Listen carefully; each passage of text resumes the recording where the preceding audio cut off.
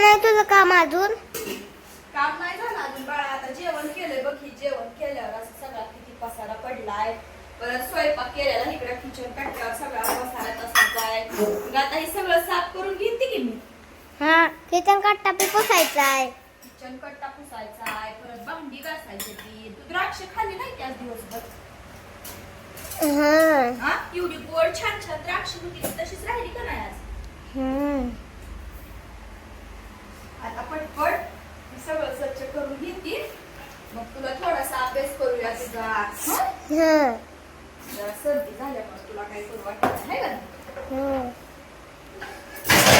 जेवण तू केलं का?